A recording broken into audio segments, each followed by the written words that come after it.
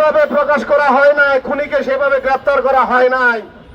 আজকে যদি এই ইন্টারিম গভর্নমেন্টের কোন উপদেষ্টার পরিবারের কাউকে খুন করা হতো, ডক্টর ইউনূসের পরিবারের কাউকে খুন করা হতো, তাহলে কি এত সময় লাগতো খুনিদেরকে গ্রেফতার করতে? গত 1 বছরে ইন্টারিম গভর্নমেন্টের যারা উপদেষ্টা রয়েছেন তাদের পরিবার আত্মীয় স্বজনের প্রতি কোনো হুমকি হামলা হয়েছে কি? আপনারা দেখেছেন এ ধরনের ঘটনা ঘটতে? কিন্তু দেখেন গত 1 বছরে বাংলাদেশে যেই কোনো পেশা থেকে সবচেয়ে বেশি নির্যাতিত হয়েছে, হামলার শিকার হয়েছে, খুনের শিকার হয়েছে সাংবাদিকেরা। এক্সট্রিম মশার কয়েল প্ল্যান্ট ফাইবার দিয়ে তৈরি, ডেঙ্গু চিকুনগুনিয়া বাহি সহ যে কোনো মশার বিরুদ্ধে দেয় এক্সট্রিম সুরক্ষা। আরো দুঃখের বিষয়, বিগত ফ্যাসিস্ট আমলে 17 বছরে সবচেয়ে রক্ত দিয়েছে যে পেশাজীবীরা, তারা হলেন সাংবাদিকেরা।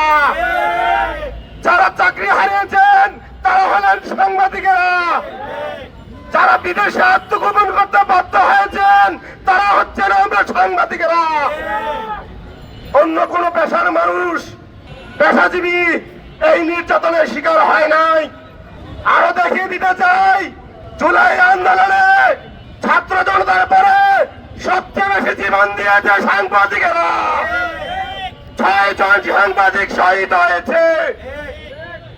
অন্য কোন পেশার মানুষ এভাবে শহীদ হয়নি। কিন্তু এই জুলাই বিপ্লব করে বিনিময়ে সাংবাদিকেরা কি পেল? আমরা কি পেলাম?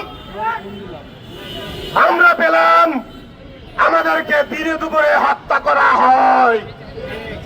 আমরা আমাদের ভাইয়ের লাশ পেলাম, আমরা আমাদের সুরক্ষা পেলাম না। আমি অন্তর্বর্তী সরকারকে বলতে চাই, আপনি ওই তুরা, প্রিয়, হাসান সহ শুরু করে ওই 6 জন সাংবাদিকের রক্তের উপর দাঁড়িয়েও আপনি শপথ নিয়েছেন। ওই উপদেষ্টারা আমাদের লাশের উপরে দিয়ে শপথ নিয়েছেন, রাষ্ট্রের সুবিধা নিচ্ছেন। আপনারা আজকে আমাদের সাথে বেইমানি করবেন না। আমাদের ভাই প্রিয় এবং তোরাবের রক্তের সাথে বেইমানি করবেন না। আপনারা সাগর রুনির হত্যাকাণ্ডের সাথে বেইমানি করবেন না। আমরা 17 বছর ধরে সাগর রুনি হত্যাকাণ্ডের বিচার চাইছি, আমরা পাইনি। আমরা ভেবেছিলাম দেশ স্বাধীন করেছি।